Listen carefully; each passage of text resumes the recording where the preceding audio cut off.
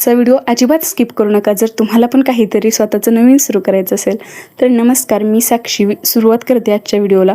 खरं सांगू का, जर तुम्हाला पण तुमचा कंटेंट बनवायचा असेल, कंटेंट क्रिएशन करायचं असेल किंवा नवीन कोणतं स्टार्टअप सुरू करायचं असेल, बिझनेस असू द्या, शिक्षण असू द्या, व्यवसाय असू द्या, एखादा कोर्स असू द्या, काही गोष्ट असू द्या, खरं तर आपल्या डोक्यात आधी हाच विचार येतो ना, आपण हे केलं तर लोक काय म्हणतील। खरं सांगू का, लोक तुम्हाला नेहमीच काही ना काहीतरी म्हणत असतात।